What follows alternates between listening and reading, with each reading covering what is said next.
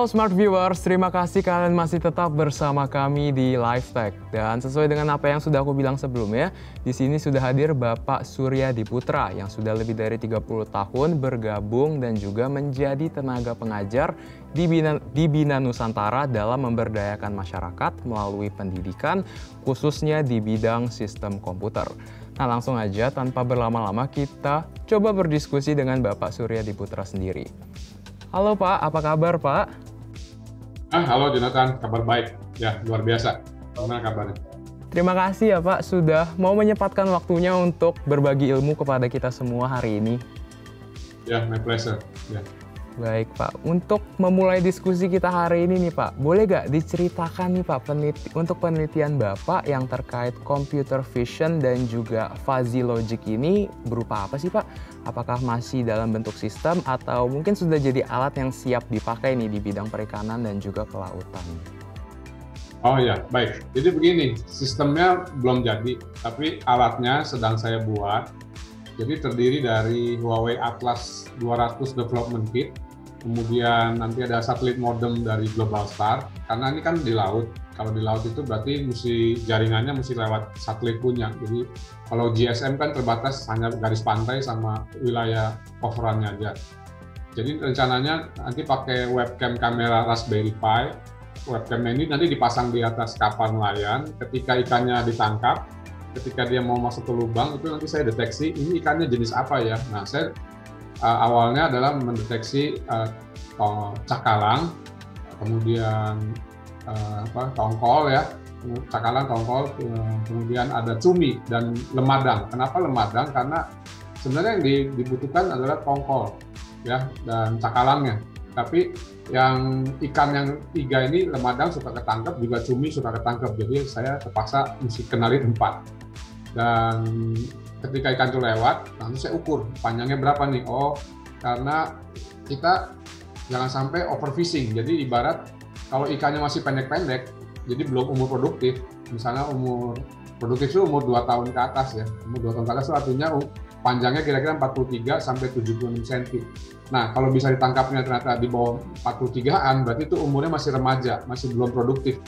Nah, kalau kapal nelayannya nangkap di sekitar itu, nanti ikannya nggak produktif, belum produktif terus ditangkepin, nanti nggak ada yang bisa beranak dan nanti berhenti gitu. Itu yang dikhawatirkan. Jadi alat ini, sistem ini kalau berhasil akan membantu Kementerian Kelautan bahwa wilayah-wilayah mana yang kita bisa prediksi ini sudah matang, ini belum matang.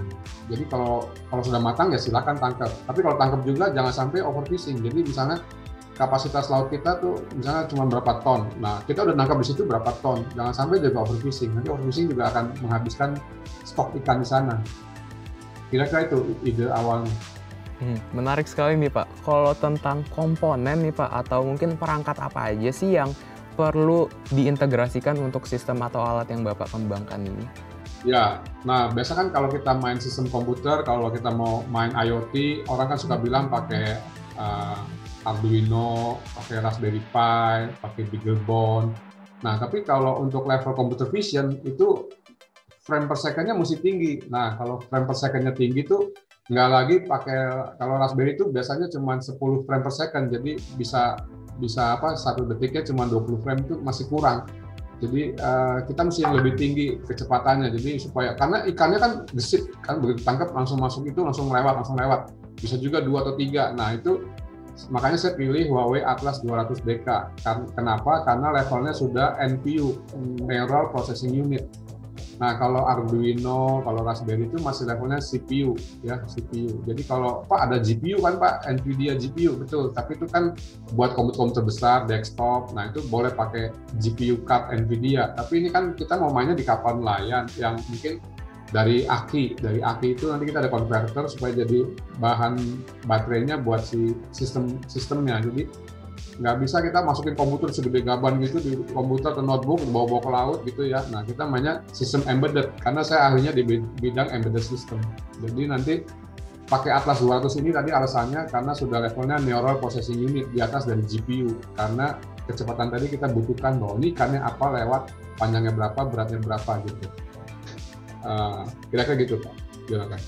Baik Pak, kalau tentang pendataan nih Pak, sampai akhirnya bisa kita tuh diberitahu ikan seperti apa sih yang boleh atau tidak boleh diambil dari proses kerja computer vision and fuzzy logic ini itu apakah hanya dari ukuran ikannya saja atau mungkin ada faktor-faktor lain sih Pak yang mempengaruhi? Ya, jadi gini, kenapa saya pakai fuzzy logic? Karena gini, kalau tidak pakai fuzzy logic, Pak, jadi gini, kalau misalnya dibilang orang tinggi itu 170 cm. Nah, yang masalah itu 169,5 cm, itu dibilang tinggi apa enggak? Nah, kalau secara logic crispy hanya bilang, if tinggi di atas 170, dan tinggi. Kalau tidak, dibilang tidak tinggi. Padahal kan itu kan 169,5 cm, cuma beda setengah senti. Masa dibilang tidak tinggi? Padahal kan itu kan cuma beda sedikit. Nah, pakai fuzzy logic itu kita bisa pakai derajat keanggotaan bahwa kalau ikannya segini itu namanya wilayah ya produktif. Ini dari sini ini masih remaja. Nah, tapi batasannya itu tidak crispy berapa senti langsung habis. Perbatasan tuh jadinya kalau crispy itu terlalu tegas ya. Jadi mesti pakai fuzzy logic bahwa oh ini 0,8 produktif, oh ini 0,6 remaja. Nah, terus mengenai penangkapannya bisa dicatat apa enggak. Jadi nanti rencananya kapalnya kalau berjalan berhenti di satu titik, nah saya ambil titik GPS-nya. GPS-nya di mana nih? Oh ternyata dia setengah jam lebih di titik ini. Berarti asumsikan dia menangkap ikan di sekitar itu. Nah ketika menangkap di sekitar itu, nanti saya punya counter yang di dalam kapal itu kan begitu ikannya masuk itu kan deteksi panjangnya berapa nih? Oh 75. Oh ya ini berarti produktif. Pak, kalau ketangkapnya 50 cm gimana Pak? Ya namanya udah ketangkap, tapi di counter aja bahwa di wilayah itu 90% sudah produktif. Memang ada beberapa yang tidak produktif, artinya masih beberapa yang remaja dan besar kan ngumpul jadi satu. Nah, tapi kita bilang wilayah itu ternyata mayoritas sudah produktif, ya bolehlah. Tapi kalau ternyata yang ditangkepin 50 cm, 40 cm, wah itu dibilang jangan wilayah itu terlalu kecil-kecil, masih remaja-remaja, jangan dihabisin, nanti nggak ada lagi ikannya gitu. Jadi sebenarnya alat saya bukannya untuk mencegah menangkap ikannya gimana, bukan, tapi untuk mengcounter, menghitungnya bahwa wilayah itu sudah boleh dia tangkap apa enggak. Jadi ketika dia mau berangkat lagi, bahwa jangan sekitar itu deh, tempat yang lain lagi deh, misalnya yang lebih aman, yang panjangnya sudah 75-an, nah itu sudah dewasa gitu maksudnya. Jangan yang remaja-remaja diambilin gitu. Oke, baik Pak. Nah, ada gak nih Pak kemungkinan untuk penelitian Bapak ini lebih dikembangkan lagi untuk mungkin dalam pendataannya bisa lebih diluaskan untuk jenis-jenis ikan lainnya Pak?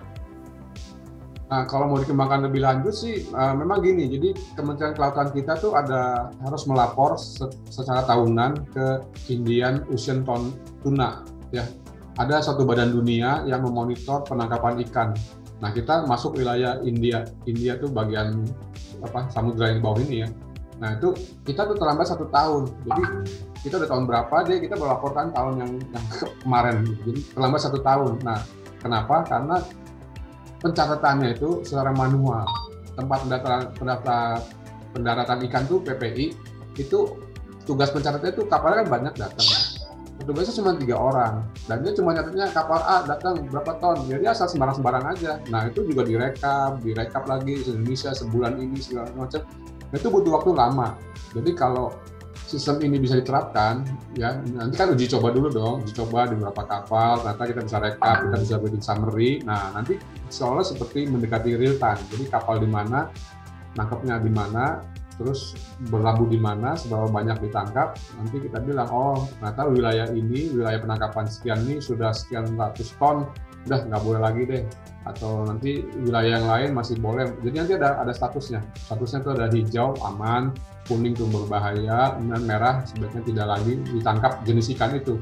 Mungkin nangkapnya lain dulu deh, misalnya nangkap lajungan, nangkap cumi dulu, jangan nangkap tongkol cakalangnya gitu. Bapak sebagai peneliti nih Pak yang terlibat dalam bidang ini, target dari sistem atau alat yang dikembangkan ini seperti apa sih Pak? Apakah targetnya pengennya nih ada langkah tegas dari pemerintah untuk ngeluarin kayak ketentuan bagi nelayan setempat untuk nggak terlalu menangkap berlebih ikan-ikan yang ada di sana, atau apakah ada target-target lainnya yang Bapak inginkan?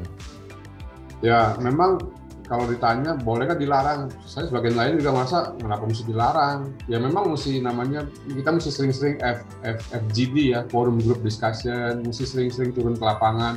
Kita mesti kasih keterangan ke nelayan bahwa kalau you maksa nangkep di wilayah yang ikannya belum usia produktif, itu nanti merugikan kalian sendiri. Jadi kadang-kadang memang seperti kasus benih lobster ya, itu juga sebenarnya Indonesia tuh nelayan harusnya dididik gitu. Jangan sampai cuma jualan benur atau benih yang kecil-kecil cuma berapa ribu perak.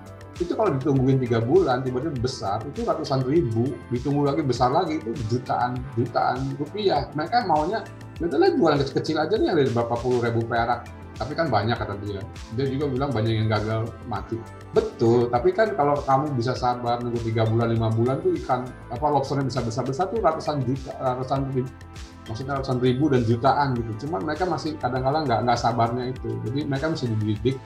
Kalau kamu jualnya kayak begini kecil-kecil, untungnya segini. Dan kamu juga nanti malah ikannya itu bakal nggak ada lagi. Siapa yang rugi? Ya kalian sendiri. Jadi memang harus ada championnya, harus ada orang-orang yang mau semacam pemimpin di lokal, bahwa kita mesti ajarin bahwa jangan sampai pemerintah kan boleh-boleh aja bikin aturan, tapi kan juga nelayan juga bilang saya kan butuh makan. Ya. Nanti kita ajarin bagaimana cara menangkap ikan yang lain atau kerajinan yang lain, misalnya mengawetkan ikannya bagaimana. Nah itu kan jadi supaya mereka juga ada kegiatan, jangan sampai mereka juga nggak dapat uang, sebenarnya gitu.